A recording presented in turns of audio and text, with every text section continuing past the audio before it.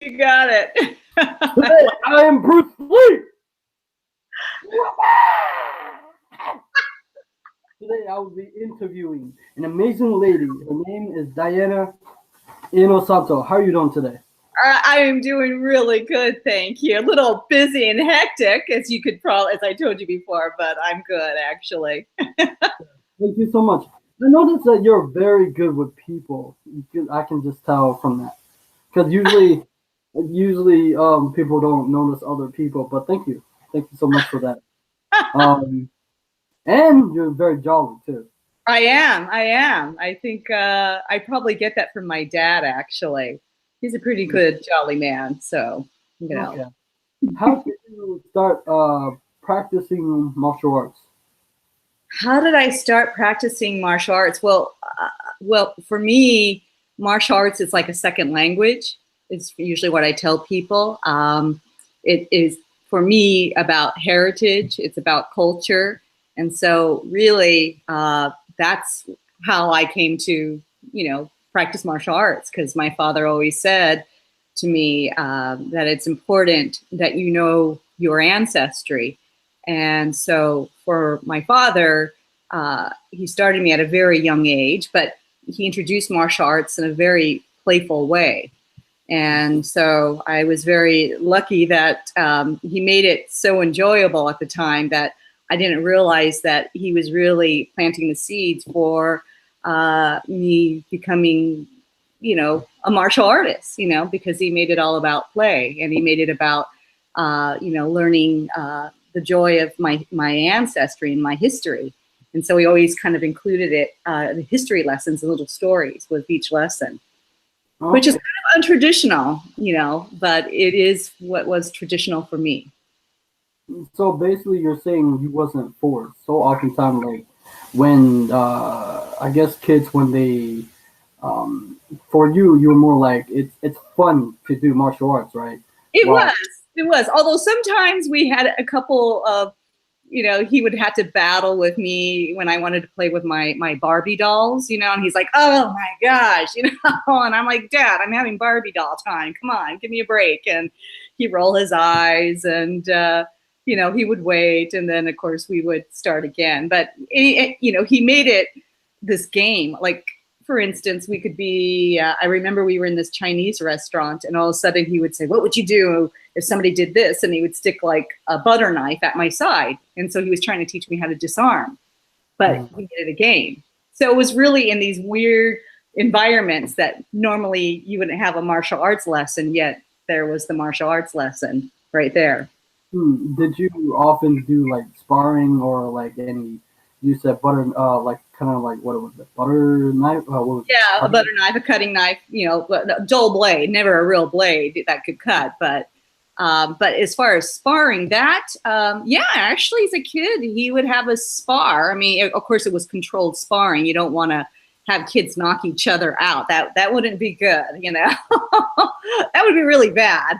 But yeah, he did teach us light sparring, and what he would do, which I think is very smart, is he would say, okay, so on a scale from 1 to 10, you're going to spar at maybe 2, or you're going to spar, you're going to rack it up maybe to a 5 or a 9, because it was a way of helping us gauge to what intensity or what level we would spar at. And he still does that today, even.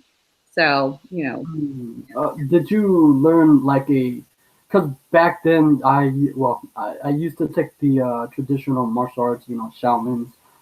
They call it the Hun Foot. Would you do like the traditional stance like horse stance or like bow and arrow or dragon stance or the cross stance or cat sometimes he would have us do certain stances in the beginning, and it's funny, with each passing decade I noticed that my father's style of teaching would shift and change. And I think too he was evolving as a teacher because he had to kind of figure out what worked. And so in the earlier days, I remember in the 1970s, because I was a kid, and of course I was in the first kids class, and before that he would throw me in with the adults, but at one point he got brave and said, okay, we'll do a kids class here, when he established a school. And yeah, so he would do some forms that they did during the time when he was at the Chinatown School in Los Angeles with Uncle Bruce.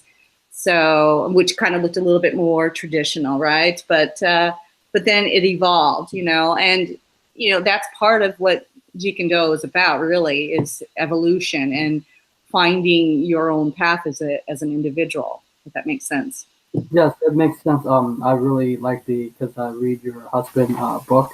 After I did the interview with him, I read the amazing book, and it's more flexible, right? It's like kind of Yeah. like it's kind of like if you will, like learning a language, right? Multiple languages. It's almost like because oftentimes we're like stuck in like when we're learning like a specific language Mm-hmm.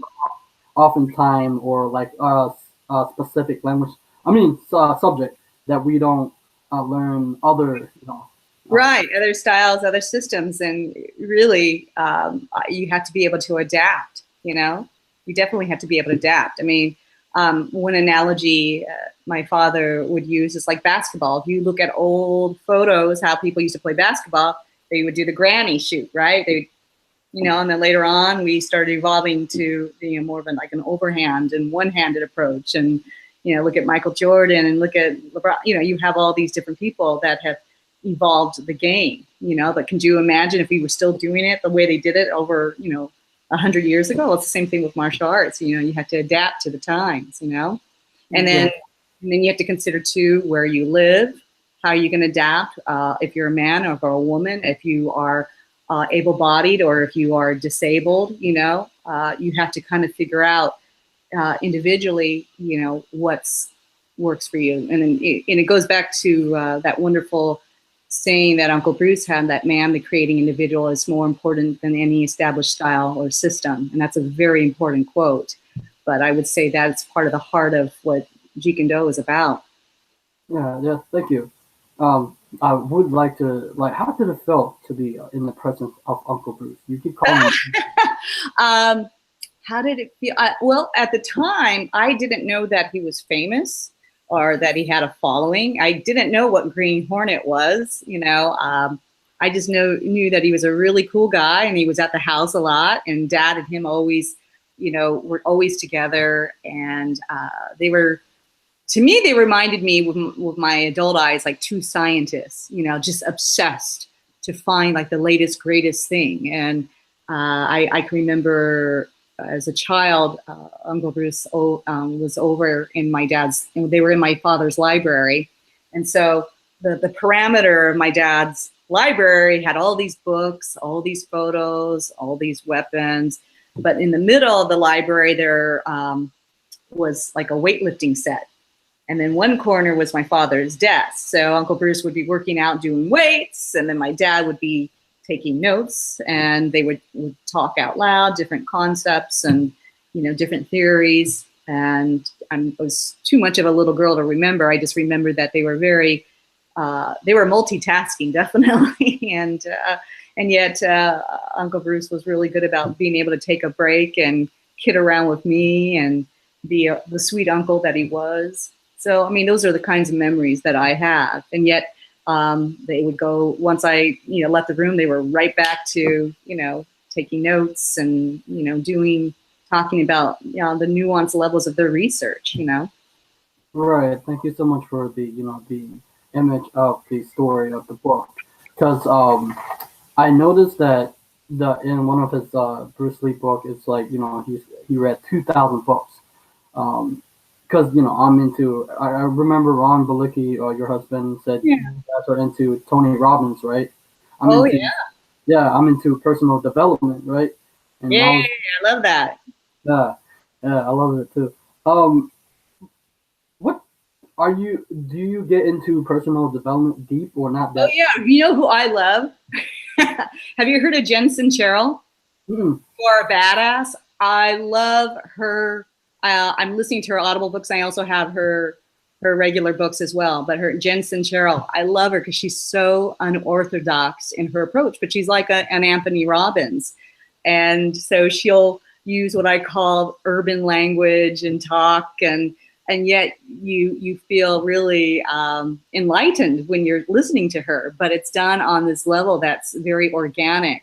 So she's an amazing life coach, just like in the same vein as Anthony Robbins. You know, they all have their different approaches. But yeah, I would recommend her to anybody if anybody's out there listening. You know. Yeah, thank you so much. Wait, do you know the book called, well, I'm good. I guess I'm gonna try. Do you know a book called Think and Grow Rich?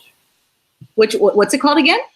Think and Grow Rich by Napoleon Hill, or like you never heard of it? Yes, I have. Think and Grow Rich. Yeah, I have heard of that. In fact, I think if that's the same book I'm thinking of, it's sitting on my dresser. My kid bought that for me for Christmas. So he knows I love these kinds of books.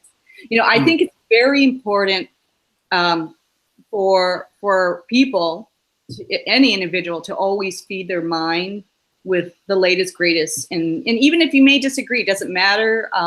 But there's always people that might have insightful things to share.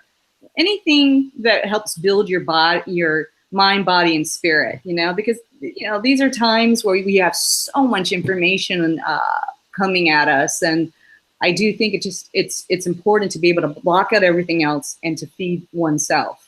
You know. And to be on a personal path of growth.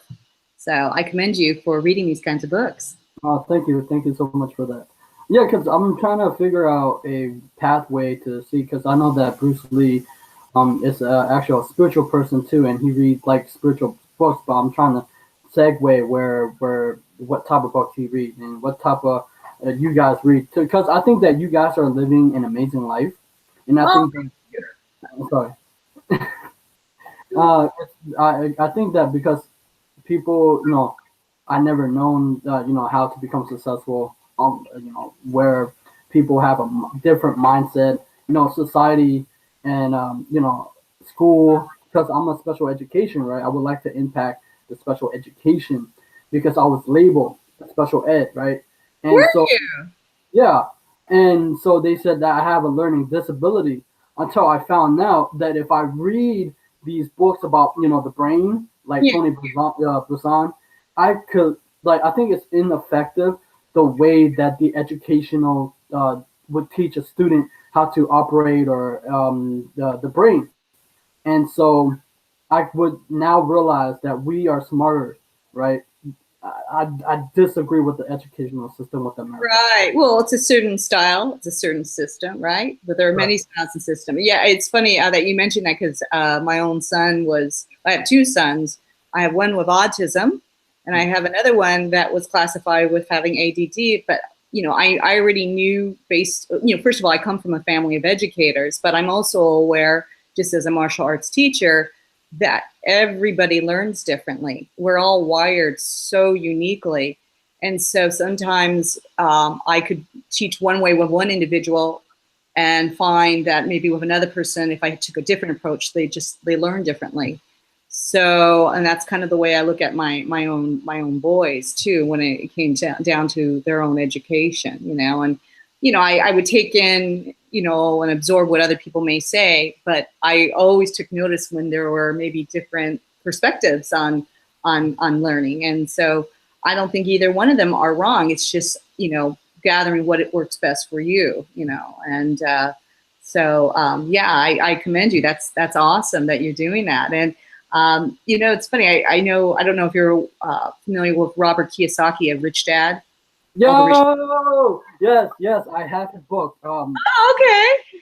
Matter of fact, because I read so many books and I'm trying to see, I learned how to be able to ask people to get interview because I don't have connection. So at first I start out tweeting to best-selling authors, CEOs, for how do they set their goals, right? Right. And Robert Kiyosaki is one of my, because I have one of his book. I love him, and he's written like now 23 books. I actually run with a lot of the same people in his circle, so it's been great. And I like Robert, and his sister too wrote a book, which was interesting because she was a Buddhist nun, right? And but she also wrote her book with Robert's also influence, and I mean, it's incredible, that family.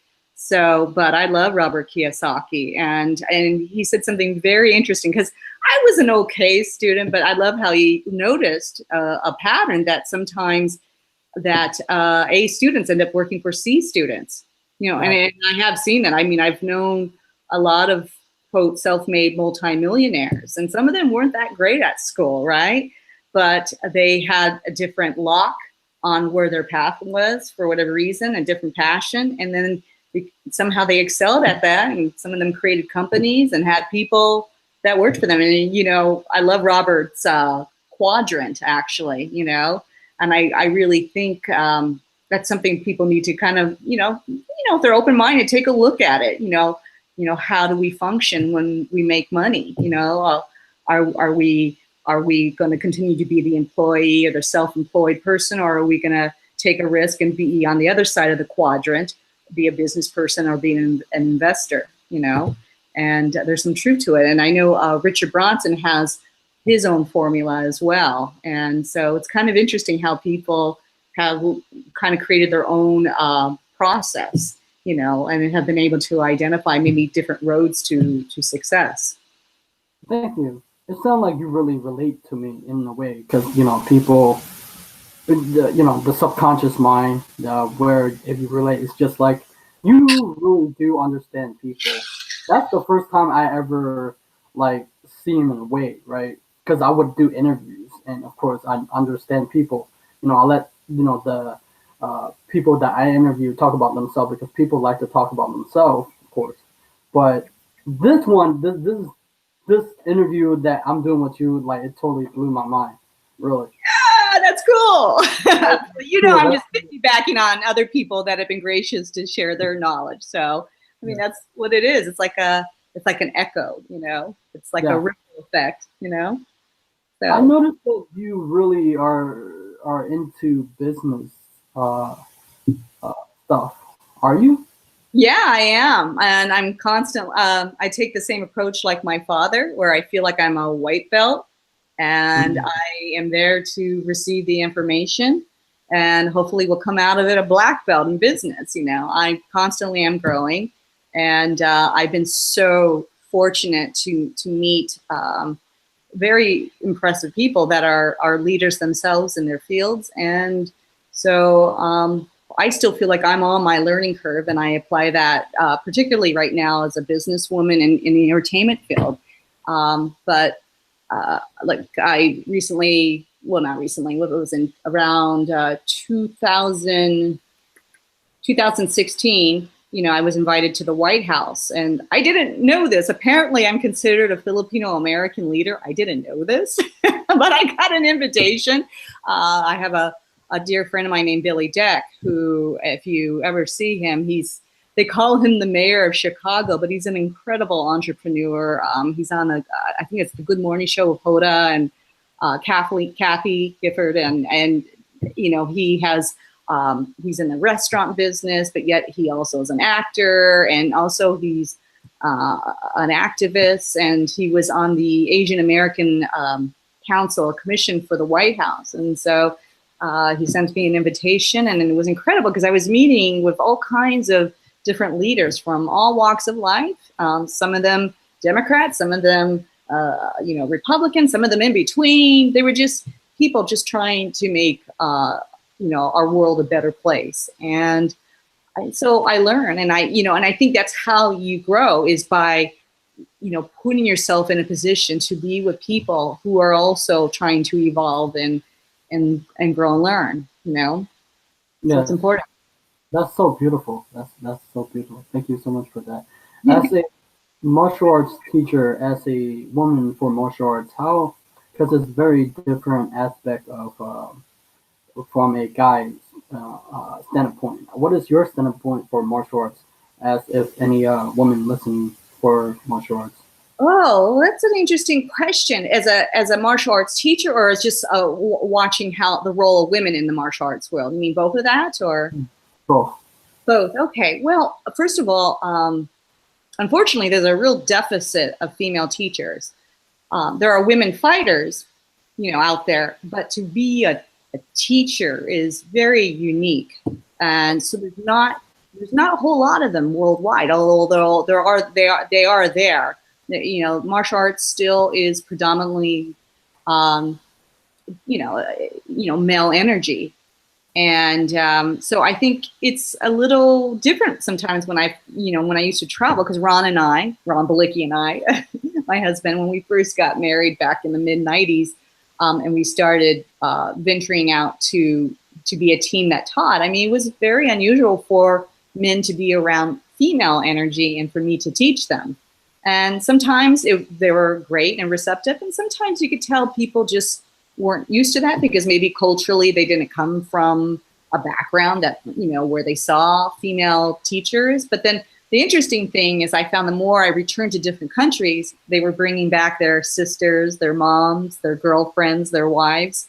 And they were saying, please come and see this woman. Because I think there's also a misperception among women that women can't do martial arts. And I think they feel like, well, martial arts must mean I have to get in a ring. And well, no, you don't. Martial arts can be something as quiet and as gentle as doing Tai Chi in the morning in a park. Or it can be as something bold and colorful as being an MMA fighter, right? From a more sports kind of perspective. There's all kinds of, different martial arts that people can partake in, particularly women. So I'm hoping that is the year, I'm hoping that we'll see more of this, more women stepping into, that arena and becoming teachers. But also, as a student, you don't have to be a martial arts teacher. You can utilize martial arts more on a spiritual level and on a philosophical level. And I use it all the time in Hollywood. And I'm very lucky that I had a father that was really good about showing me women warriors through the ages.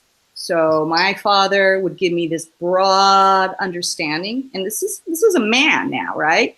He wasn't a man that said, no, girls shouldn't be doing martial arts. He really embraced the idea that it was important as a father and as a man to have his daughter be aware of women warriors. So we would get out old books, because you got to remember, I'm of Generation X. There were not a lot of schools that had girls, so, and there weren't role models for me. There just weren't a lot at all. So he would get, introduce all these women warriors, from Joan of Arc, from Boudica, which is a Celtic woman warrior, from Mulan, to all these warriors like Gabriela Silang in the Philippines, to these African women warriors, and he wanted me to understand that women knew how to step up too when the time came.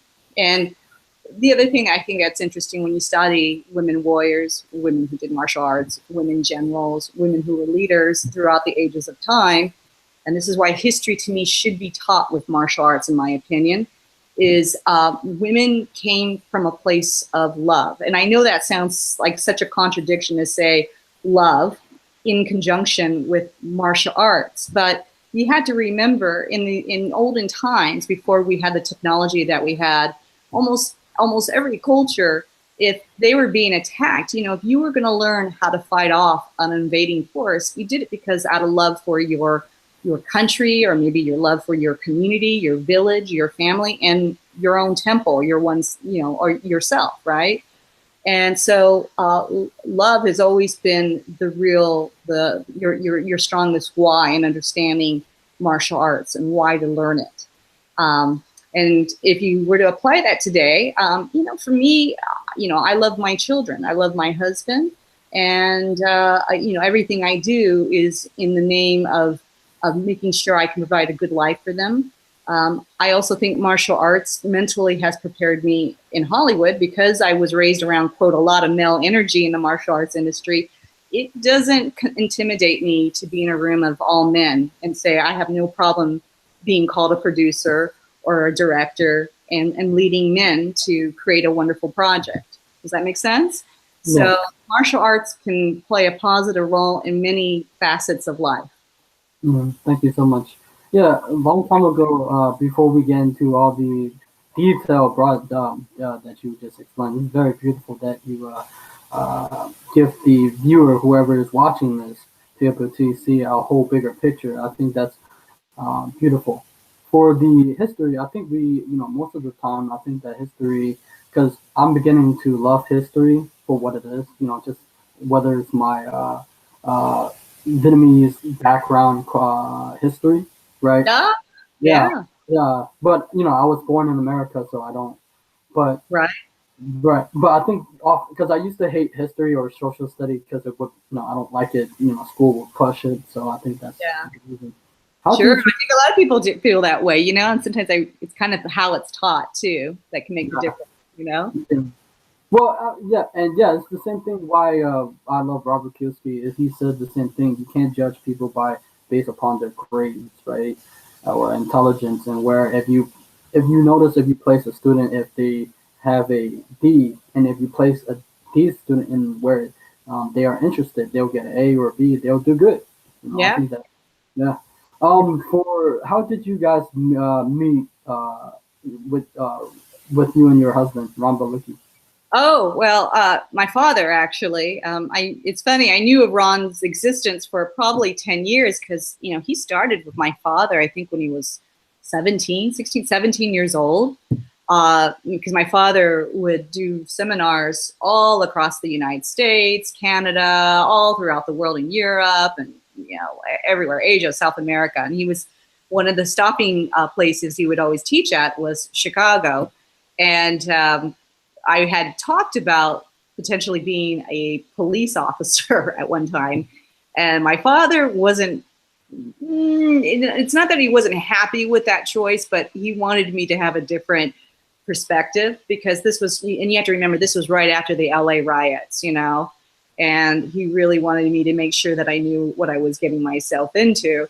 And so he wanted me to talk to Ron Balicki, his student, because, Ron had been a deputy sheriff for Cook County. And so Ron happened to be in California on a visit, and we talked. And by that time, I had shifted gears anyhow in my interest and decided to stick with going to college and finishing up some of my schooling. And then later on, of course, I became a stunt woman, so which is just as dangerous, right? But it was because of Dad that I met my husband of 22 years now. Oh, that's so cute. Thank you for Yeah, right. that. 2 years. um, how does it for you? How does it like you're very multifaceted? I'm very like how did how did you become a actor, a producer, and a director? How, Oh, okay. yeah. Well, to me, they're almost kind of one and the same. They're just different expressions of creativity. But my dad's sister, Lilia Inosanto, she also used to be known as Lona Nye. That was her stage name for a while in the 1970s. She was an actress. She taught acting, actually. And so she always thought that maybe I should give it a try since I always loved the arts anyhow.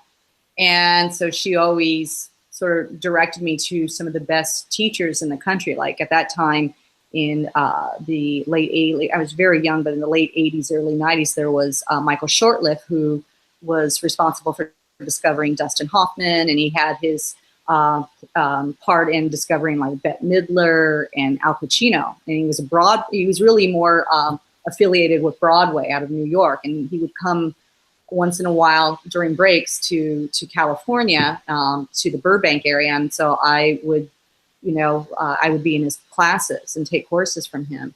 So that gave me a real strong foundation in acting. And of course, I studied with other acting teachers as well. And but I struggled because as much as I had great training, Hollywood just didn't have a lot of roles for my type. I'm half Asian. I'm half white. I do have some Spanish ancestry as well, but casting directors just didn't know what to do with me. It wasn't like the way we see it now. I'm happy for young people today because, they're much better about diversity in Hollywood.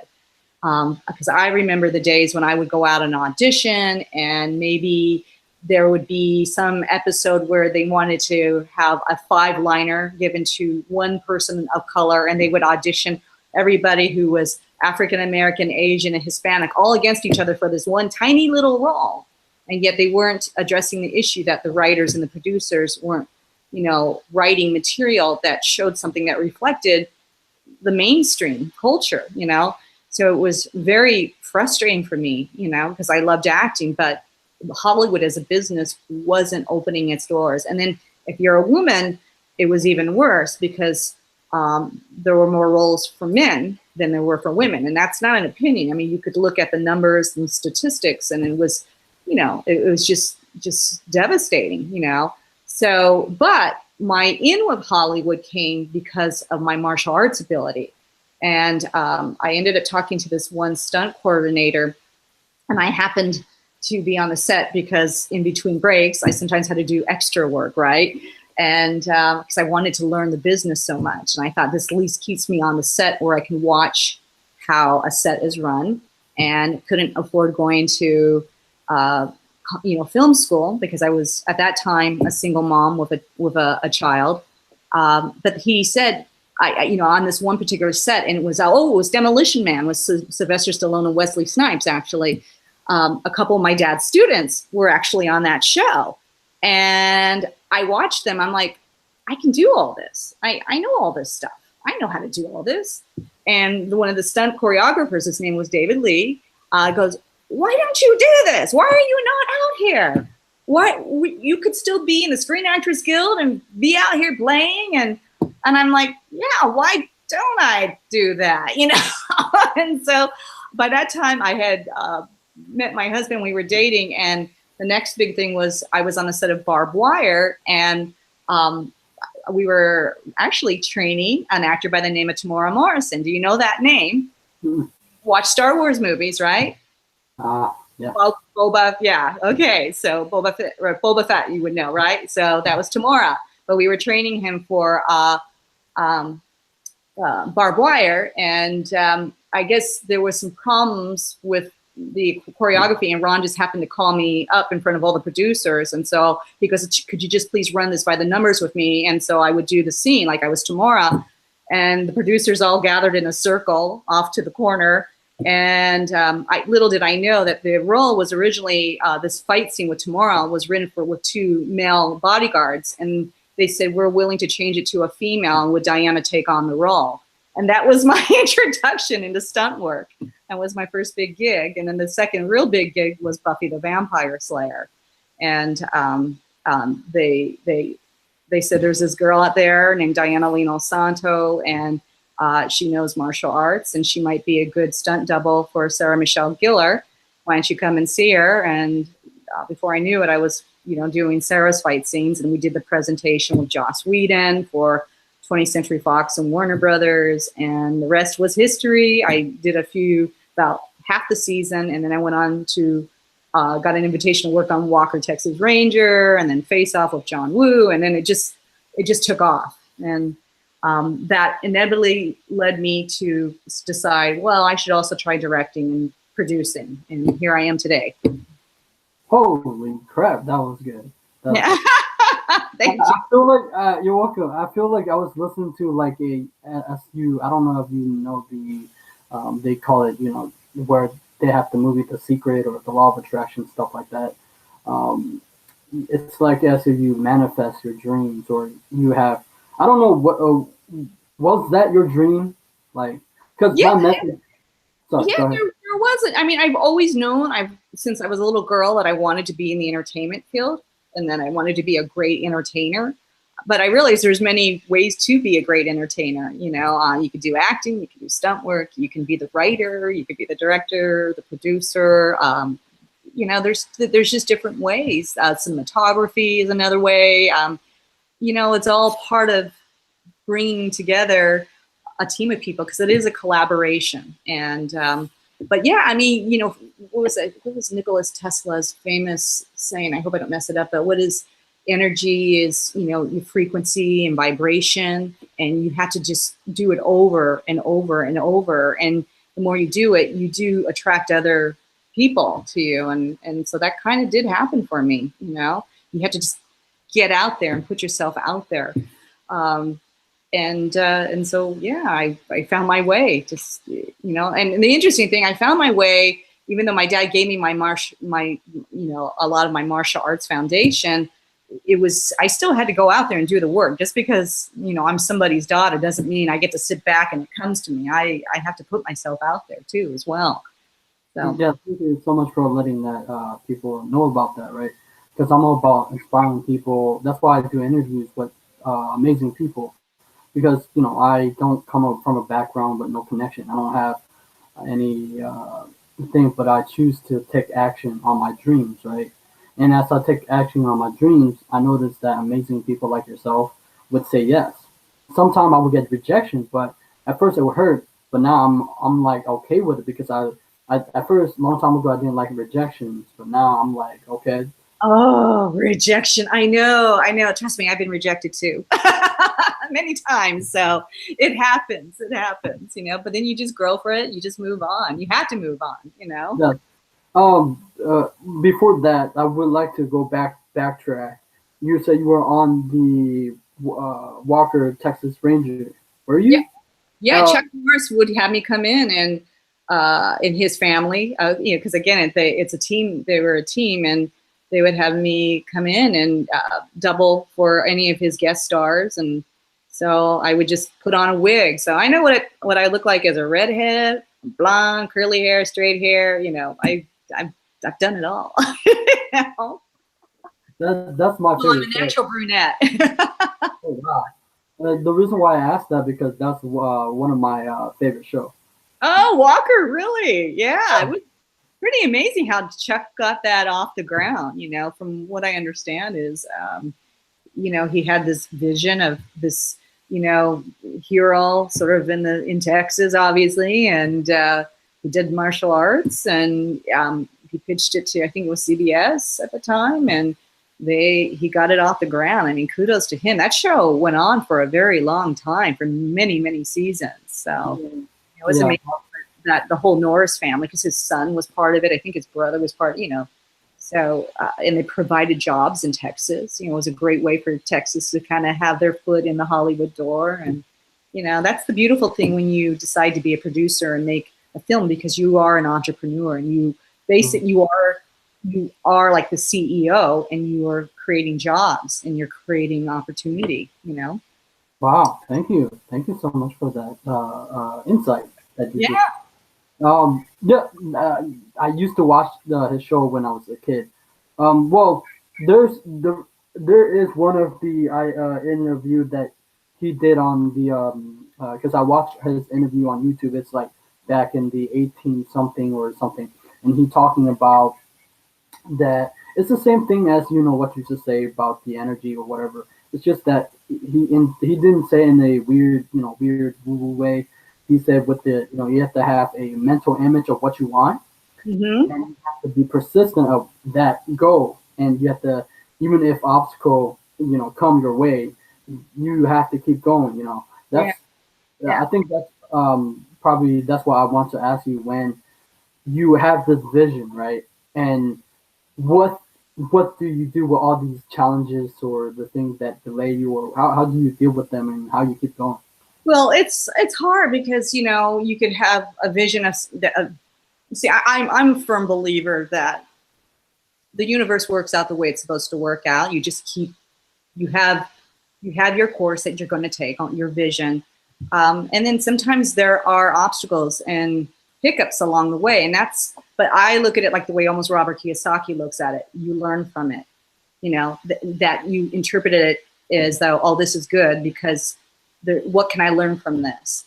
And there's always something to be learned. Like I'm trying to think.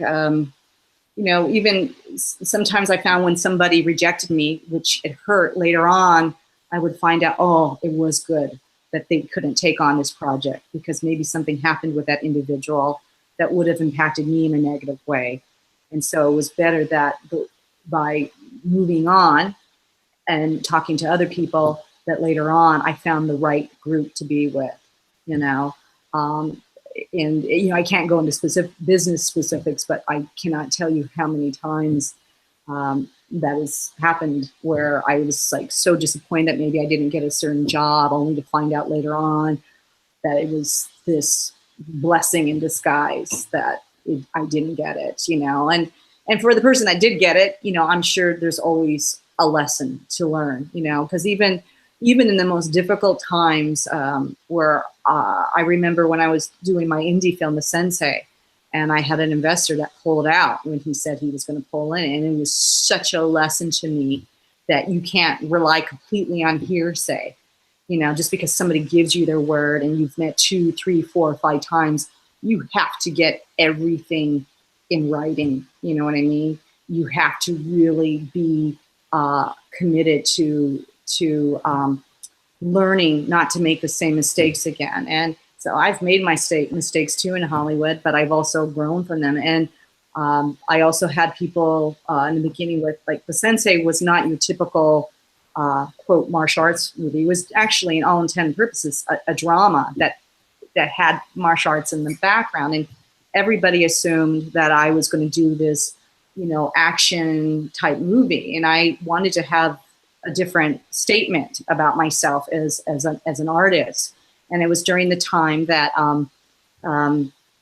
that my well, if you're familiar with the Matthew Shepard case, Matthew Shepard was a young gay man back in the 90s who was brutally murdered because he was gay. And I don't know if you remember that case, but it was a horrible case that really started a dialogue in our country. And for me, as a martial arts teacher, I used to see some martial arts school owners reject having certain students if they knew they were maybe from a different background or different values, like being gay.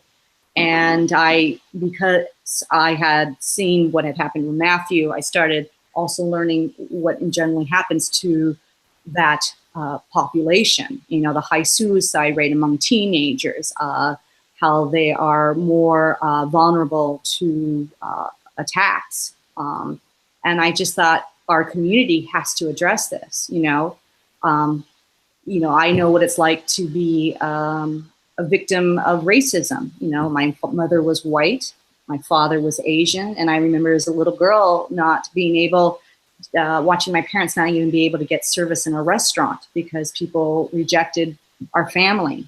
So I just felt, as a filmmaker, I wanted to express myself in the sensei about it. You know, what is it? What is it? How we can make our world better and address the issues that are even very difficult for us to talk about. And I'm so glad I did that, because some people rejected it, that whole idea, and then there were other people that opened up this avenue of opportunity, because once the movie came out, I was interfacing with the Matthew Shepard Foundation. I was interfacing with people like John Lewis, who marched with Dr. Martin Luther King, who said, I heard about your movie and I think you're a brave young woman for making this movie.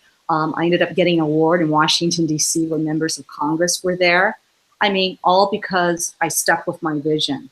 And it led me on this path to meet all these amazing people who are brilliant, brilliant forces for good. And for that, I'm forever grateful. That's a beautiful story, makes me tears. Oh, thanks. I feel like, wow, you have a tremendous, I guess you could say that you have seen just you have like a tremendous pain in your life, and you wanted to not only, hold it in, but you actually did something about it, right? And to show people that's. I really believe no matter what your circumstances are, no matter how bad they are, if you come from a rough, tough neighborhood, and I really believe they are lessons you can learn and you can build upon that. And the other thing too is you will learn compassion, or you will learn how to empathize, have empathy. Like I said, what I saw as being a young biracial little girl growing up, when my parents got married in the 60s, they were married in California, but that was one of the few states in the entire United States that allowed for interracial marriage. And so their marriage was basically against the law in other states. A lot of people don't know that. So it wasn't until 1968, 69, a case called Virginia versus Loving, that interracial, the ban against interracial marriage was finally turned over. But just because that ban was turned over didn't mean that people changed right away. So I would still say there was still some stigma left for another 10, 20 years against people that had multiracial families like myself, and now we're living in a better time. But of course, understanding that, of course, I definitely could see how you had to apply that same empathy to people who might be of a different sexual orientation or a different religion, and so I'm all about trying to connect with people. Yes, thank you so much for your work and for what you contribute for the world for a No, better. thank you. Yeah, because I grew up hating my life because I don't like the way because I back then when I was a kid I was bullied. I hated school. I would skip because of my friend, but I got kicked out of high school, and then. But the thing is, people don't understand that the day that they kicked me out of high school was the best day of my life. People would say, don't be like your older brother, but they didn't understand. After that, I went to boarding school. I met new friends, new Mhm. experience. Amazing. Yeah. Oh, Yeah, yeah, absolutely. yeah. Yeah, that's awesome, that you were able to, find a different path. What is it? I think my dad talked about, and also my husband Ron talks about, it's like when you are forging, a weapon like a sword, it has to go through fire, it has to go through all this different treatment to get it to be, this magnificent, beautiful blade, and sort of like, I guess that could be a metaphor for human life, In fact, are you familiar with the author Malcolm Gladwell? Oh my We, God, you are, well, I have his book, but Jesus Christ, you are like embodiment of self help stuff. yeah. Jesus. Oh, okay. So I've read pretty much all his books, but maybe I missed out on one. How many books does he have now? 5, 6. But anyway, one of his books I love and I recommend it to people out there. It's called David and Goliath. Mm, And it talks about different people who had that, what I call the David experience. If you know the story of David and Goliath, right? But he makes the case in his book that even in a way, tough times helps build character, and I am a firm believer of that. I mean, I've seen that over and over and over. I mean, I go back to even Uncle Bruce and my father. I mean, they both had individual, uh, backgrounds where they both had, tough childhoods, and Uncle Bruce used to get picked on in Hong Kong because he was a quarter white, and he was always trying to find his place, in the world. And then all of a sudden he comes back, probably the most famous anchor baby we have in the United States, right? Because he was born in San Francisco, but then his parents, raised him in Hong Kong. By age 18, he was back in Seattle, Washington, and then he was being picked on because he was Asian. So and that made him really think heavily and profoundly about the human experience. And I just love that he made this uh, distinction in his head that we are all part of the human race. We are but one family under the heavens, and under the skies and under the heavens we are but one family. I'm sure you heard this beautiful quote. And there's so much truth in that, because he saw what it was like to be picked on from different perspectives, to be picked on for being a quarter white, and to be picked on for being part Asian. And I think he realized we have to move beyond that, that we should just be citizens of Earth and be the best citizen of Earth possible. And that kind of philosophy made sense to my father, being a kid from Stockton, California, and being picked on for being Filipino. And when my grandparents first came to California, I mean, they were greeted with these horrible signs that said "No dogs, no Filipinos," and they had to be governed by the same kinds of laws that happen for African Americans in the South, same kind of prejudices. And if they wanted to date or in some cases intermarry, they had to go out of state or out of country just to get married, I told one young man the story about how family members who did intermarry with whites, the children couldn't quite interact publicly with each other because back then, the 30s and 40s and 50s, if people knew that you were part Filipino, you could potentially lose out on a job, it was just hard times. And so that built, though, my father's character. My dad had to work in the farms. My grandparents were amazing people. They were actually activists, which a lot of people don't realize, that they were political activists, and they were always trying to make the community better. And my grandfather had helped one of the first unions actually in California for farmers. In fact, my grandfather was such an important figure that when he died back in 1989, Cesar Chavez's people sent representatives to pay respects to my grandfather because he was that important of a figure. So, I can say the same thing for not just the individual, but even families when they've gone through a lot of strife and tribulation. It does help build character, and you grow from it. Right. Thank you. Wow. Wow. So beautiful. That I just like sit here and like listen. I think that for anyone who would listen, that's very inspirational, and that's like insightful not only for me, for others. Thank you. Thank you so much. You're welcome. Um, Like I said, I'm piggybacking on people that were inspirations, for me. So I've been very blessed and very lucky. what is your philosophy and principle of Jeet Kune Do or martial arts?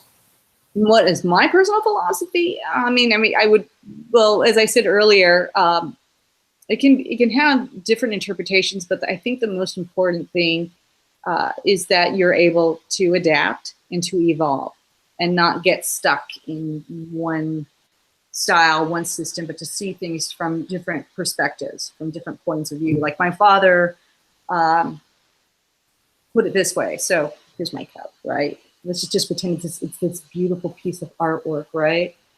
And so you can get one person that says, hey, this person used really bold lines, look how bold the artwork is, And then this other person will have a different perspective and say, oh, but no, look at the interpretation of the color red and the way the light hits it. And isn't it incredible?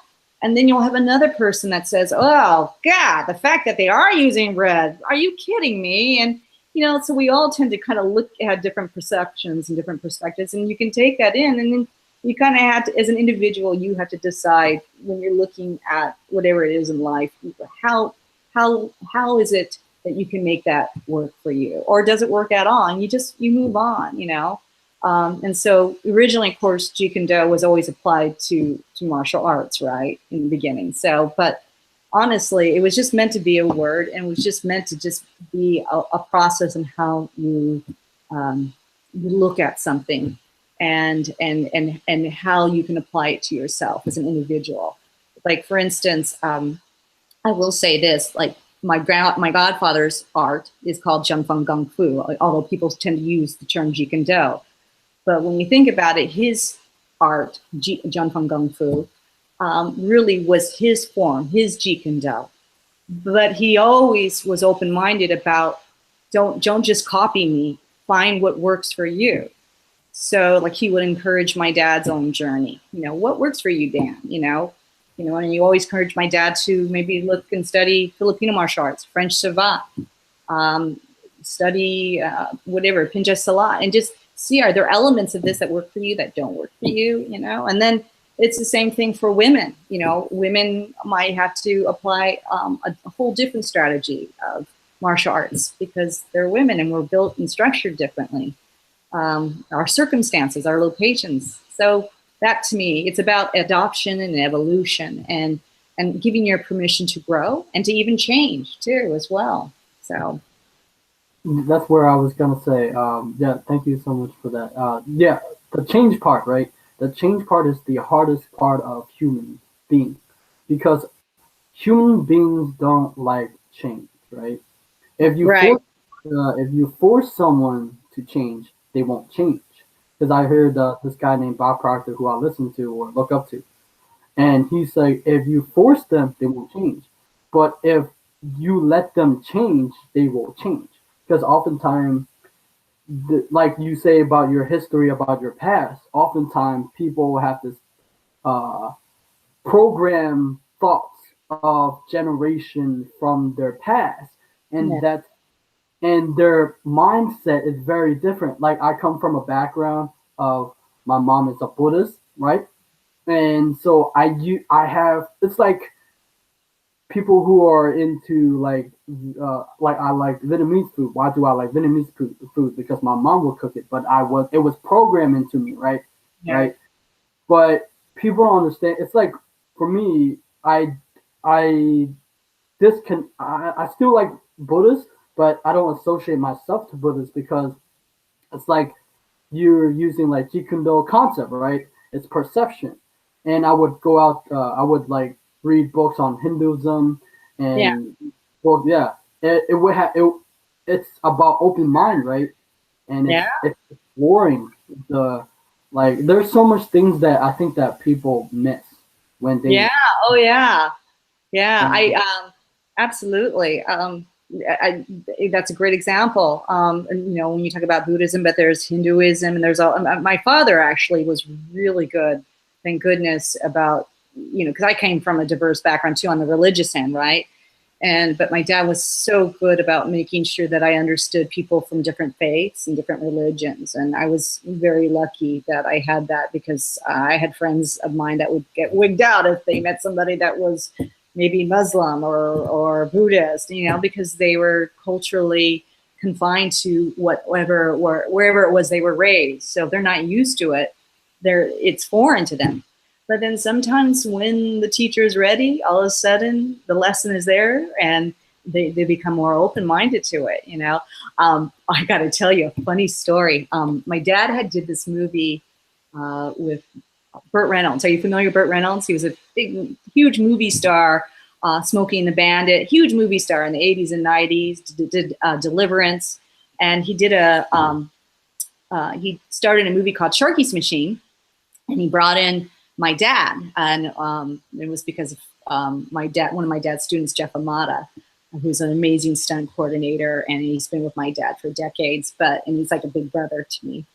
And anyway, so my dad was casted to be one of the big heavies in Sharky's Machine, and there's this, oh my God, there's this terrible, violent, horrific scene where my dad even felt funny doing the scene, but his character is called to cut off the fingers of Burt Reynolds' character. Right. Yeah, I know. My dad was like, "Oh, I don't like this. I don't like this." But anyway, so my dad, you know, does the movie, and I go. I'm 13 years old, and I want to see my dad on the big screen. And so I sneak in with 6 of my friends from school to watch Dad in Sharky's Machine. And I'm watching this movie, and I'm seeing it play out. And actually, I mean, it's for overall pretty good movie, right? But I'm hearing 3 Caucasian or white men behind me, very young. And all of a sudden they started saying, for those of you who are watching me, please forgive my language, but they're saying things like, "Oh, get that nip, get that chink, get that whatever," out loud. And they're sitting directly behind me. And I'm going, "Oh my God, they're talking about my father." And they have no idea. It's like they were treating this like this is a real reflection of Asian men. And I got scared about this because as I was watching Sharky's Machine, and this again, you got to remember, this is the 80s now. I realized that there wasn't a balance of showing Asian good guys. It was just all Asian, all the Asians were all playing bad guys. And it was my first recollection that you have to have balance when you're going to have movies out there. You can't just have all Asian, you at least need to cast and show Asians in a positive view to balance out if you're going to have Asian bad guys. Does that make sense? Same thing how they used to cast African Americans, you know, where back in the 80s, it was just frustrating, the kind of images that were coming out. So anyway, these guys are going, get that nip, I mean, every horrible name you can call an Asian American, right? Or just an Asian person, period. And finally, my friend, who by the way looks like Mr. T. Do you know who Mr. T is? The A-Team. You ever used to watch the A-Team? Okay, so he's this big African American guy, you know, awesome. He turns around to them and goes, "Hey, would you guys knock it off?" And they're like, "Hey, what's your problem?" He goes, "That's her father you're talking about." And they all went, "Oh my God, what? Did you just say that's her father on the screen?" And he goes, "Yeah, that's her father on the screen. And you guys have called her this, this, this, this, and this. That you just called her dad that." And they're like, oh my God. And then it just started this whole like chit chatter. And it was interesting because they must have thought about what they sounded like. So, because when after the movie was done, they actually approached me out in the lobby and they go, "So that's your father?" I go, "Yeah, that's my father." And they're like, "We're really sorry that we said this." And one of them said, "I'm from like Oklahoma and we just don't see Asians." And I never thought about it. It never occurred to me that what I was saying was hurtful, you know? And, we started talking and I started making a connection. Remember, I'm only 13. And then I ended up talking about, Uncle Bruce and this and that. And they're like, "Oh my God." But it just dawned on them how programmed they were, because this is what they heard back at home in their rural areas where they were from and wherever in Oklahoma at the time. And, I give them credit. They apologized. But, it dawned on me the importance of how it's necessary for people to learn from other cultures. And unfortunately, TV and film is a very powerful media. And now we have the internet, which wasn't around when I was a kid, right? So the imagery that we see out there, we have to take in consideration, is there a balance? Are we allowing ourselves to give that person or culture the benefit of the doubt, And so it just taught me the responsibility of how we handle our media. And it also made me realize I might have made an impact on these guys who realized how they sounded like. So, yeah, thank you for that story. Thank you so much for the story. That's a beautiful story of how people perceive things to be. It's why I do interviews. It's how I want to see myself, where my thoughts are programmed, right? It's why so many of us like. We can go back to the red cup that you show. I love red, so I have a different perspective of red, right? I love red things. But there's a thing where, people keep regurgitating, because I hear a lot where adults, where they regurgitate perception as reality. Yet I find out that most adults do not understand what that really means, because I grew up in an Asian background, right? And you have to respect your elders. You can't do crazy things or like laugh or, enjoy. I think that adults tend to stop enjoying their life, as you enjoy your life, you laugh. But most oftentimes, people die at the age of 25 and they get buried at 65. And I go walk around, it's sad. Like, I would go talk to people and I hear the story and it's so sad that they could have become more. Yeah. Well, I think,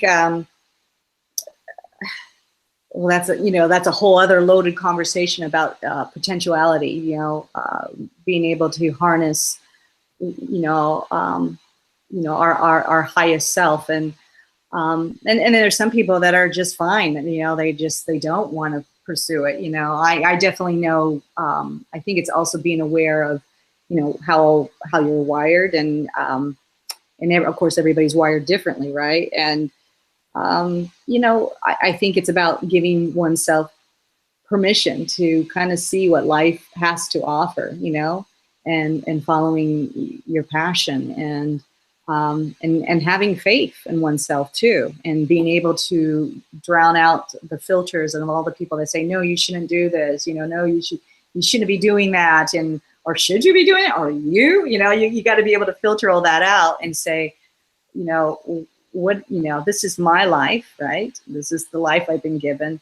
What is what is the potential horizons that, you know, that I can reach, you know, and give yourself the permission, and also, you know, be your best cheerleader, you know, you're having faith in oneself, and getting back up, even if you might fail, because failure is, to me, a very good thing, because you still learn from failure. I don't care what anybody says. It's like, you know, you grow through failure.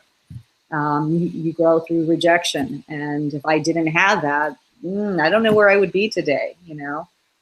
I had a pretty tough, because I was a young mom. I got married very young, and I had a very short-lived marriage. And from that, I had a son who, at the age of 3, I realized had autism. And back then, they didn't have the kinds of programs that they have now. So for me, I was getting rejected all the time with my kid. Nobody would take us, and I was a single mom, so trying to find help was difficult. And then, of course, there's people's perceptions and all kinds of things. This is before I became a Hollywood stunt woman. So people thought I was crazy to even dare think that I could actually have a career in Hollywood, you know, because they assumed you should have this kind of job because that's probably what is safe for you, you know. And I was daring to dream, you know, and I was careful. I mean, I was very methodical in my approach, you know, because I think if you're going to take risk, it definitely should be a calculated, planned risk. And I would learn and ask questions. And there are some really down times, you know, when you're living in a world that does not only, you know, rejects your child because they're autistic. We have laws now today where you cannot discriminate against children with disabilities, but there were definitely some, I should say, daycares that were definitely discriminating. And then being a single mom, you know, not having, you know, there were some people that didn't want to come near me, and I understood that. But then again, it left the door open to find my beautiful husband. And my husband, who's amazing, was raised in a family where he had his developmentally disabled aunt. And so I always say she's like my earth angel, because she prepared my husband during his formidable years growing up about what it's like to live with somebody who's special needs. So by the time we met through my father and he met my son, it didn't even faze him that my kid had autism. He's like, oh, okay, I've seen this before, because my aunt was disabled, you know? So it's kind of weird how life can work out. You just have to have faith, and you have to have faith in oneself that you can find your way. It does get better, even sometimes in the most darkest times. It's just one moment in time, you know, and you have to keep going forward. Thank you so much for that. You have a very beautiful mindset and a positive mental attitude toward life. No matter how much what going through your life or challenges or bad time that you have, you always like have this outlook on life. Yeah, I think it's just about, you know, about faith. You know, you have to have faith. You know. How do you for people who have fear, whether it's martial arts or life, how do you overcome it for you? How do you overcome fear? 'Cause Well, I think you have to acknowledge it. You know, I do. I like, if there are moments, listen, don't think that I don't have moments of fear all the time. I have it all the time. But then I look at fear, it depends on what it is, but I look at fear and I analyze, I ask, okay, what is it that I am exactly fearing? You know, what is it? You know, and I look at it and then I analyze and I go, how, because the real battlefield is here, right? Really, the greatest battlefield is in here. If you can control this, if you can focus, you know, then that's half the battle, in my opinion. It's not what's out here; it's what's in here. You know, we are capable of great things. So one of the things, okay, so I'll give you an example. So when the Great Recession happened, didn't understand what was happening completely, but because I could see that things were changing in Hollywood, and I was terrified. You know, a lot of people were. I had friends of mine that were losing homes, people were losing jobs, work was going out of the country, and I was fearful. But either you can roll up in a ball, which some people do, or you can say, what can I learn from this? Where can I gain more information to make my situation better? So it set me on a course to get to know people. And the good thing about the Great Recession is I started noticing the people that seemed to have it together. And this is where I came to understand Robert Kiyosaki and other people from that same circle. And so I started, for instance, learning more about real estate investing and cash flow. I didn't understand this, and I realized that was a weak area for me, not understanding how money works. That's just one area, you know. Fear. There was a time when I was a single mother, and here I am with this autistic child, and I feared, well, maybe there is nobody there for me, you know, who, you know, I could hear myself thinking this thought, who would want to love me? I'm a single mom, and I have an autistic child. You know, I can understand maybe wanting to date me for a little while, but to actually want to have a harmonious life with me. And then I thought, you know what? It doesn't matter. I'm going to focus, because my, you know, having another person in my life is not the only way to be happy. I can still have my own path and be happy and have a fruitful life as a single mom. And, you know, marrying somebody isn't necessarily end all be all of happiness. You know, I can be fruitful in my quest to grow as an individual. And I was reading a lot of self-help books back then. And I would grow by reading books. I believe it's important to feed your mind with knowledge.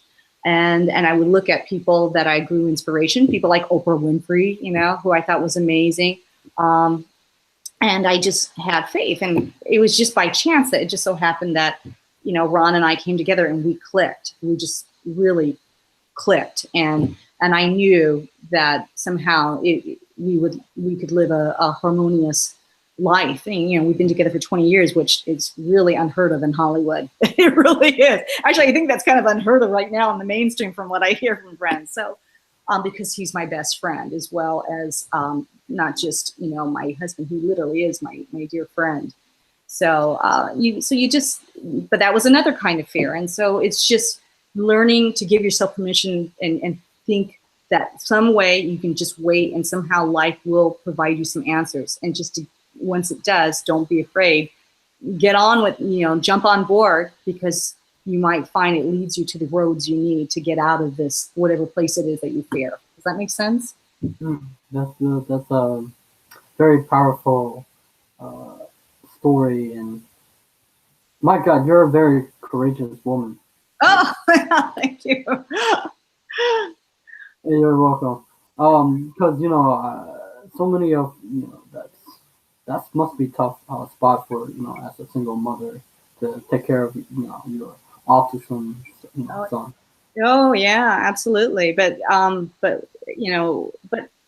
today he's doing great. In fact, he just won.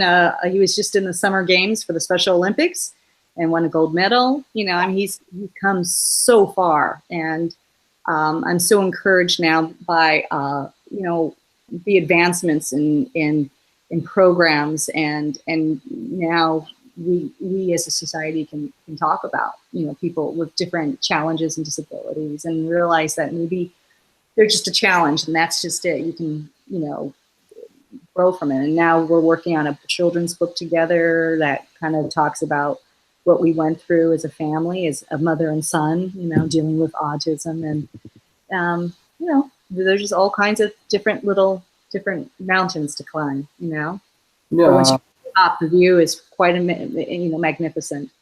No, thank you so much for that. Yeah, that's what I was gonna ask you, because you have like all these amazing, well, of course, the bad time and the good time jumbled together, right? And I was like, because I was gonna ask you, I was like, whoa, are you gonna write a book? And then you're like, yeah, you're gonna write a children's book. Okay. You're right. I'm actually working on 2 books. So I'm working on a children's book with my son, and then I'm working on a book about my. In fact, I about three quarters of the way through it, about my father. I am sure you heard I'm producing a movie about my dad. It's called Way of the Cowboy, and when he worked with the Dallas Cowboys in the late 1970s.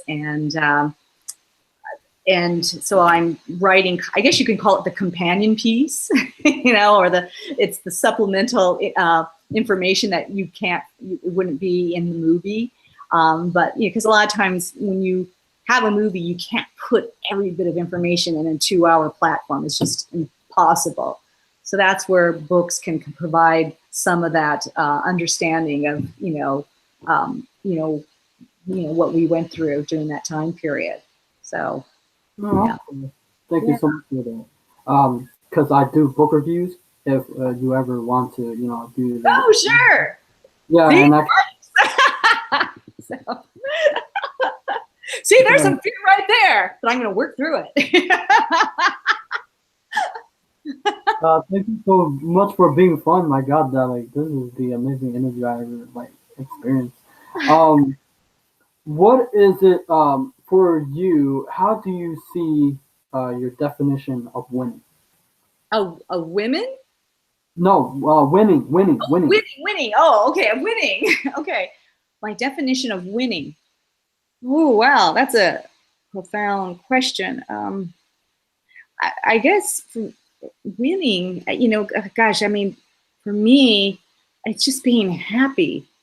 Oh my gosh, it's just being happy and knowing that I can love and that I have, my trusted circle of people that have been there for me and love me back. I mean, that to me is really winning. I mean, I know some people might say, oh, it's, having things and material things, and those are nice. I've worked my way to having those things, but at the end of the day, it's also about creating positive memories and trying to remind myself to be in the present and knowing what I have and being thankful. I always, in my mind, even when I'm taking a walk, I look up and I'll look at a tree and I see, I notice the sky and the sun and the leaves, and I'm just like, and I'm in my head, I'm always saying thank you, to the universe that I get to even notice that moment, because a lot of times we're so busy going, get the dinner running, get to bed, get in your car, drive to work, all those things, and sometimes we need to take a moment to just stop and see, the world that we live in. There is a lot of beauty. We hear terrible things all the time on the news and on the internet, but there's also a lot of beauty in this world. If you really look strongly, it's there, Yeah, So thank that's you. winning. Yeah, thank you. Yeah, that one is beautiful because I have interviewed so many amazing people who I look up to, or people who have helped me along the way. At first I didn't know how to do an interview because my perception of interview is like freaking a job, right? But no, it's That's good. You've got to read Jen Sincero's "You Are a Badass" books, because she talks about that in the beginning of her career as a life coach. She's like, in the beginning, her trying to be a life coach, and trying to go through those learning blocks, So yeah, that's cool. because I think that so often we don't go for our dreams, or because we're stuck in our past, and the present, like you said, you were present at your moment, right? Because I think that the present is the most powerful, right? That's where you create the life that you want, or happiness. It's not by dwelling on the past. It's not by looking into the future. It's the present. Yeah, And absolutely. as I hear you talk, your happiness is also with your family, right? Because a lot of time because the reason why I ask these questions is because I want to disrupt a core value that people have. People, like you said, things, and people, try to get things. And when I say family too, I'm talking about my friends too, and my students. I look at them all as part of an extension of my family. So even if you come from a traumatic background, like it's mom, I'm on live right now. My mother-in-law just came in live. My mother-in-law lives with us. She's a hoot. Anyway, that's Ron's mom. Anyway, what was I going to say? Oh yeah, so even if you come from an abusive background or a troubling neighborhood, you can always build your own families. And I think that's another thing too, because you want to be in a positive circle of people, you know, Yes, and have a winning situation. yes, thank you. What does success look like for you? What does success look like? You kind of in the same vein as winning, success. I mean, it's just giving myself permission to try new things and to go forward, even if I might be afraid. That's really important to me. I remember early in my career, I don't know why I saw myself. I did a little bit of psychology here, but I saw myself as an old woman. And I asked myself the question, it's kind of a little game. I asked myself the question, if I didn't try to pursue my dreams, what would I feel in the future as an old woman? And that answer came back as unfulfilled. Like I would have regretted not trying, not knowing what could have been if I didn't try. And I realized I didn't want that experience when that day comes when I'm, an old woman in my final season of life, is that I wanted to not be able to look at my life with no regrets and say, I did my best, I tried, and I really went after my passion. So Right. Thank you so much for that. That's a very good message for whoever is listening. That's what my message is about. Because I don't want to look at the end of my life and regret not the things that I didn't do for yeah, people, for contribution for the world, right? Because oftentimes we your family want you to do this certain thing, but right, you want to forge your path, right? Because yeah. if you don't forge your path, you feel like this icky feeling that you didn't do it, you know? Yeah, either that question mark in your head, like, God, if I only had just taken this risk, this one risk, maybe this course would have been different for me. Maybe life would have been different. And I learned from listening to other people, because there's nothing more telling than when you listen to somebody who is an older person and they say, God, I wish I would have done this, when I was younger, and I think it's just taking those calculated risks, and that's important, and giving yourself permission. That's why I wanted to see, what it would be possible. Would it be possible to work as a stunt woman, or to direct, or to produce? And see what it feels like, the feeling I would get from it. And I'm glad I did. It's I think about it in those early days when I wasn't sure. I mean, gosh, I think of all the amazing people I've met. I mean, seriously, I've met some amazing people. Like I said, one of the highlights of my career was going to the White House. I mean, who gets to do that, or meeting people who are movers and shakers of our world, that are trying to make the world a better place. I just feel very fortunate. Yeah, thank you. That's a message. That's a powerful message for people, whether they're in martial arts or who's trying to achieve their dream. If you take that first step, you have no idea. Because I have no idea that if I keep taking the step of interviewing people like just as yourself, I have no idea that things would amazing would unfold. Right? It would it still blow my mind today. Like how awesome that is. Right? Yeah, no. And you think about it, what you're doing is no different from like what Oprah Winfrey did in her early days. You're interviewing people and you're being a vessel for good, because the more you can be that vessel to help bridge new ideas and what other different people's experiences of life, people get to grow. You get to grow exponentially. You know, it's like compound interest. You grow.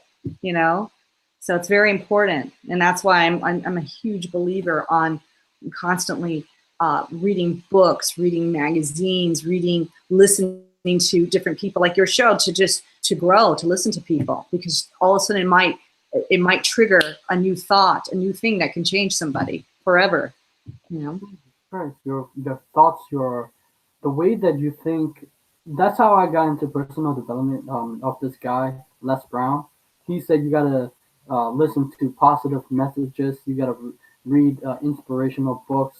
You gotta like intake information that will help you along the way. It's like Oh, yeah, Uncle Bruce was all about that when he was alive, all the time, all the time. It's really important. And Jun Rhee, do you know who Jun Rhee is? He's the father of Taekwondo. He just recently passed, but he wrote a book called Bruce Lee and Me, and he actually has, I love his book because he actually has, well, first of all, Jun Rhee himself is an amazing, extraordinary, was an amazing, extraordinary human being, and he literally died last month, but he was dear friends with Uncle Bruce, and he lived on the East Coast, and oh my gosh, I mean, he was friends with people that in like several presidents, since going back to the, I believe it was the early 70s, late 60s. I mean, he's known every single president. He's known almost every single generation of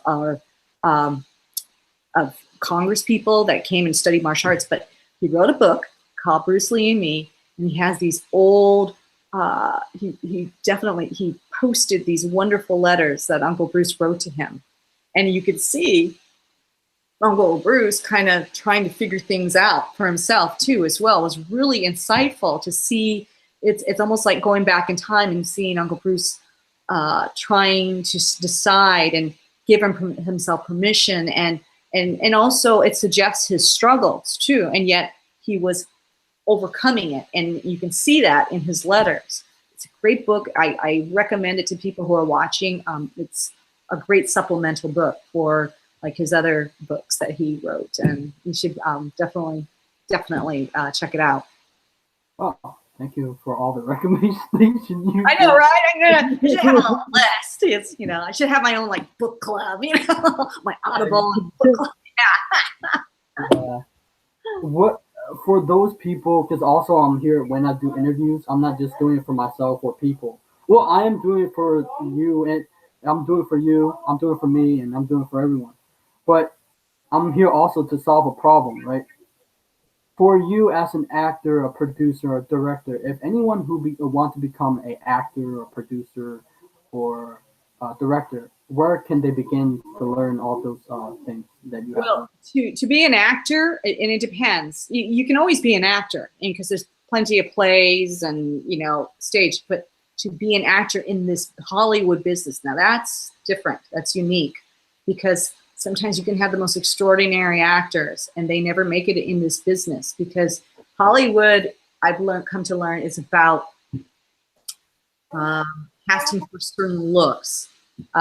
It's literally, when they say a role, it's a role, right? So they cast by almost like, I don't want to say stereotypes, but they cast by an image, and you just don't know whether or not, if you can make it or not, because it is competitive. I'm not going to lie about it. However, Hollywood today is elusive. Like, I always laugh when I hear this term, you Hollywood types. Oh, Hollywood. But I'm like going, no, you don't understand. Hollywood is now spread thin. It's now Hong Kong. It's China. It's Indonesia. Hollywood is what? It's Europe now. I mean, 60% of 60 to 70% of distribution depends on the international market. It used to be the reverse. Now it's international.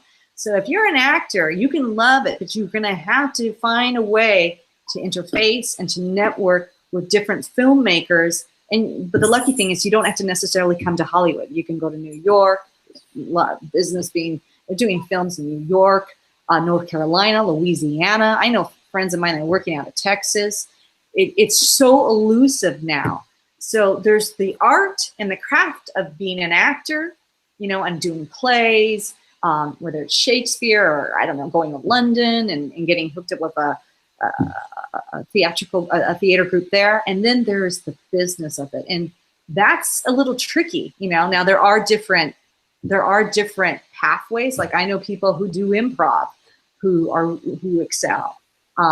Some people do, have been able to utilize a certain forte. So it could be martial arts. I have friends that broke into Hollywood because they were great martial artists, and they ended up doing movies, but they were doing it in Hong Kong and Thailand. So it's very elusive. It's not just one way, but there are, because of technology, you have Casting Frontier. You do have now agencies are starting to have, quote, non-union departments. So now you don't have to necessarily be part of a union to get into the business. There are people that they do get together with friends and they make their own movies and put them in film festivals. Although that's a very tough route. So there's not just one way, but these are many ways now. So that's a good thing, and yet it may be probably a confusing thing, but nonetheless, these are some of the new ways now I'm finding that people have entered the industry. Okay, thank you. It's almost like the same thing as there isn't one way to become successful in life, right? Correct. Yeah. It's like where people push you into going to school or college and they say, this is the way and this is how you become successful, right? Right. Oh yeah. I think in some ways it's easier now, but it's also more competitive, but it's easier now, and technology allows us to be much closer to doing that too, Yeah, that's why I love technology. Can be bad and good at the same time, right?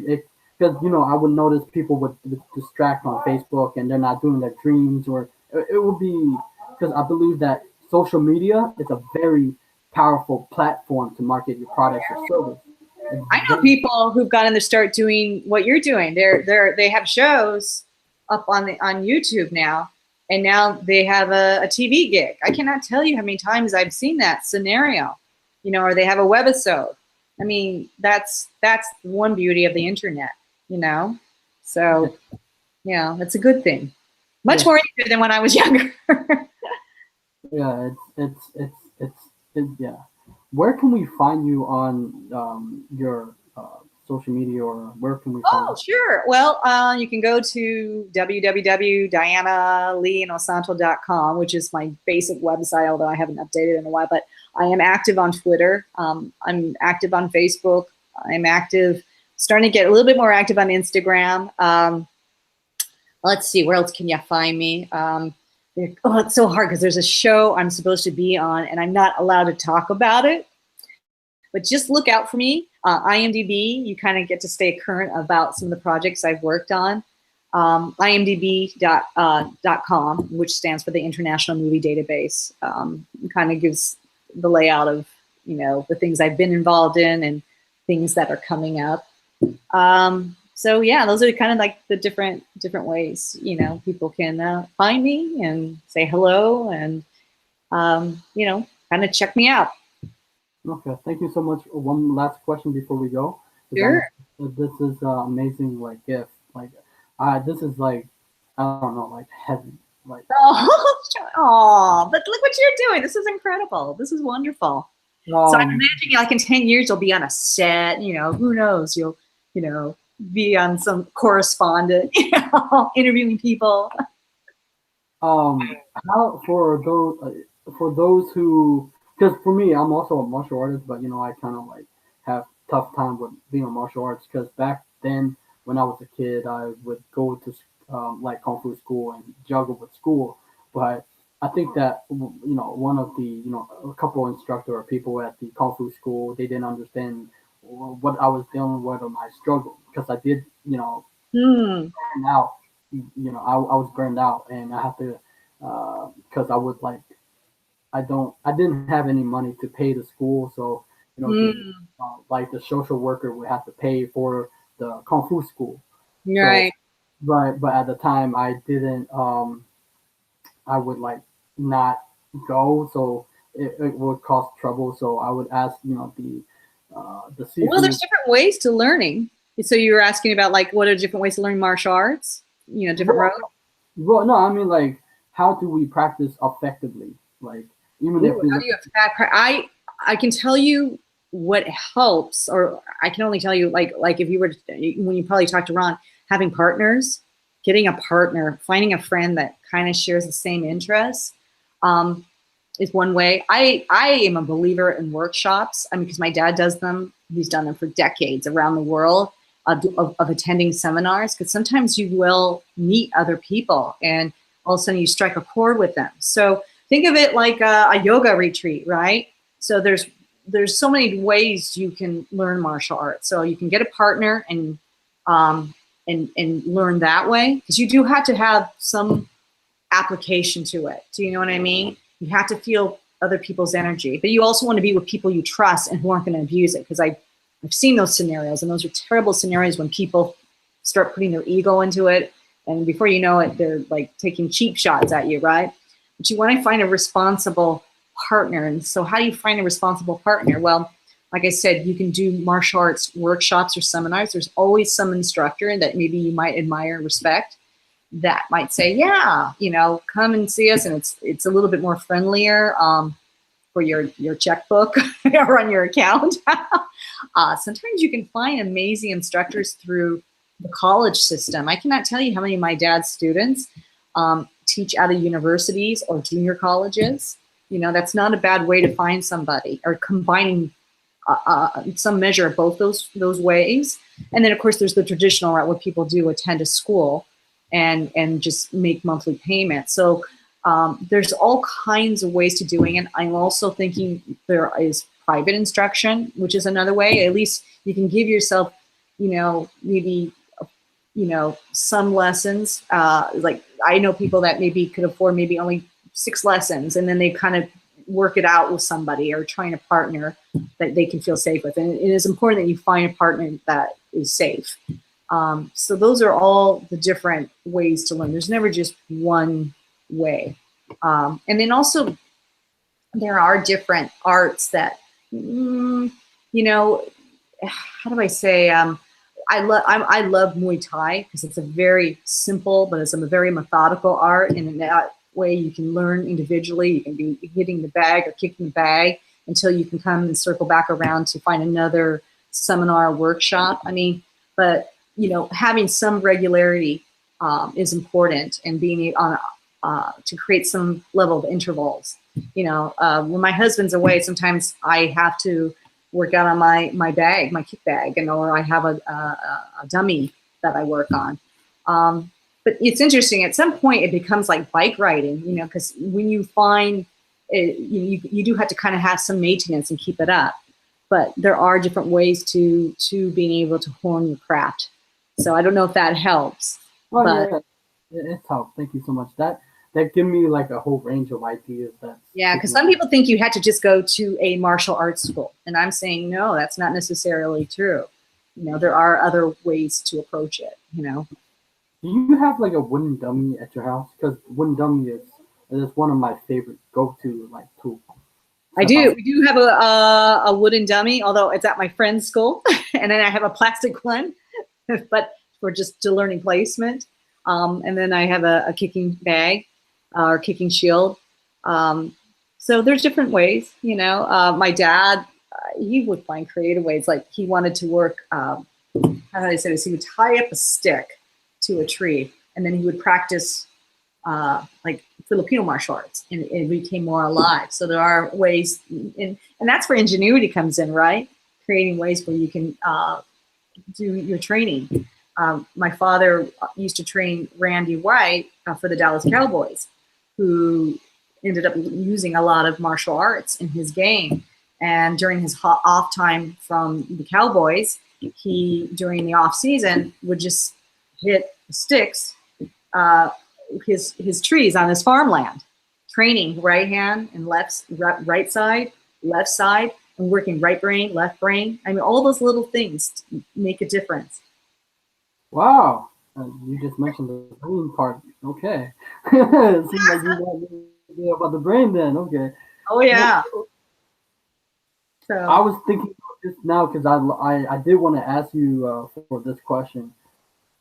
Did you guys do like condition? Because you know Kung Fu would have like condition for the farms or stuff. Well, like yeah, that. and there's many forms of conditioning. Depends on what you want to do, but that's why I personally love Muay Thai. Just the conditioning alone.